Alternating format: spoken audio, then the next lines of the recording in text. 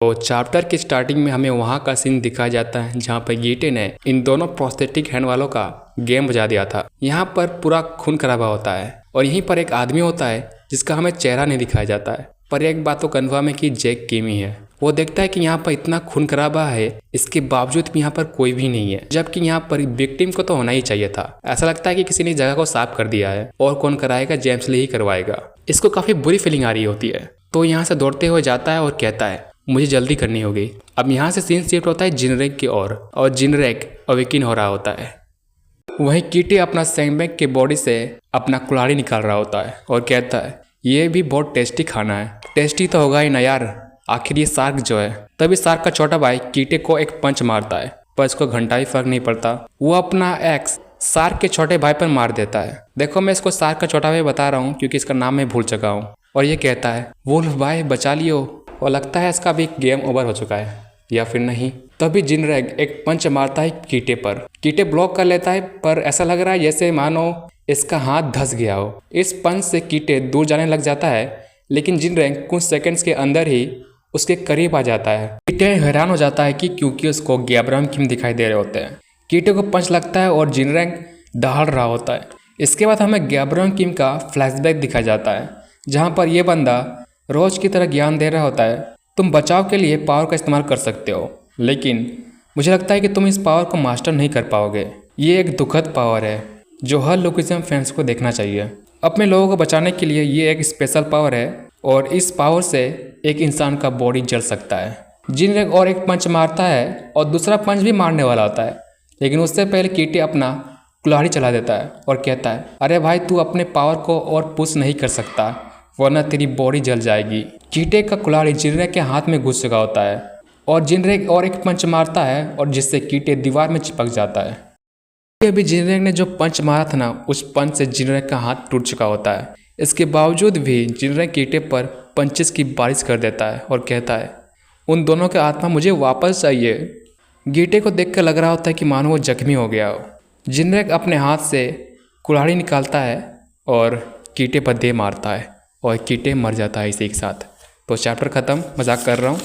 असल में कीटे ने अपना कुल्हाड़ी पकड़ लिया होता है और कहता है किसने सोचा था कि बुसान का किंग इतना ज़्यादा पावरफुल होगा। अब मैं अपना गार्ड डाउन नहीं करूँगा। मतलब इतने टाइम से ये बंदा अपना गार्ड डाउन करा हुआ था, इसलिए जिनरेग इसको मार पा रहा था। कीटे एक लात मारता है और यह लात तुम्हें याद होगा यूआर डैनियल ने फर्स्ट एथलीट में इस्तेमाल करा था, और कहता है ये मुझे मैक्सिको की याद दिला रहा है, जहाँ पर सर्वाइव करने के लिए लोगों को जान से मारना पड़ता है, वह भी हर दिन।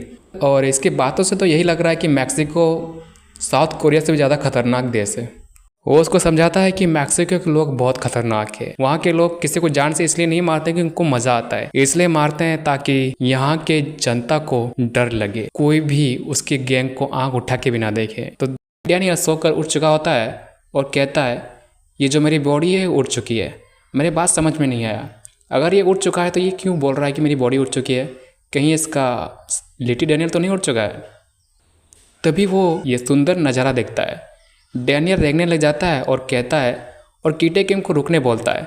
तभी गू किम उसके ऊपर बैठ जाता है और डैनियल उसको उसके ऊपर से उठने को बोलता है।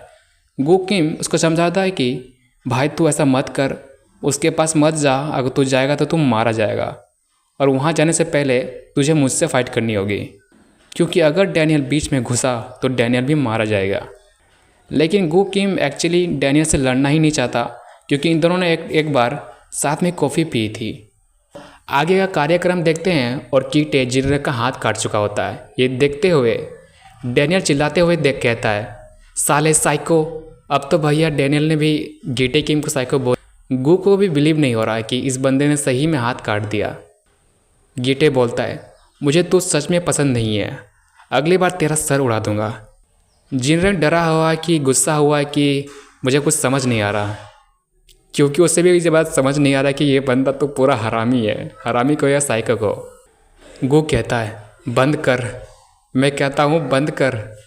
मतलब यार गू किंग को भी अच्छा नहीं लग रहा है सब। डैनियल भी चिल्लाते हुए कहता है कोई तो मदद करो। तभी यहाँ पर जैक किम की एंट्री होती है और हालात को देखते हुए जैक किम समझ चुका होता है कि वो सही जगह पर पहुँच चुका है और कहता है किंग ऑफ बुसान, तुम तो जानते ही हो कि बुसान कितना बड़ा है, इसलिए मुझे ढूंढने में टाइम लग गया। गीटे बोलता है, तू यहाँ क्यों आया है? जे किंग बोलता है, ऐसा मत दिखाओ कि तुम मुझे जानते ही नहीं हो। तुम्हारा रिएक्शन से मुझे निराशा हुआ। मेरा कहने का मतलब है तुम्हारा भाई यहाँ पर आ चुका है। गीटे बोलता है, चलो देखते हैं तुम क्या कर सकते हो। जे किंग फिर बोलता है, क्या तुम अपने छोटे भाई से बात करते हुए भी कुल्हाड़ी पकड़े रहोगे क्या? लेकिन यार ये मुझे समझ नहीं आ रहा। चैप्टर यहीं पर ख़त्म हो जाता है, लेकिन जे किंग में एंट्री तो ऐसा मारा है मानो जैसे ये गीटे किंग को रोक सकता है। कोई मजाक है क्या?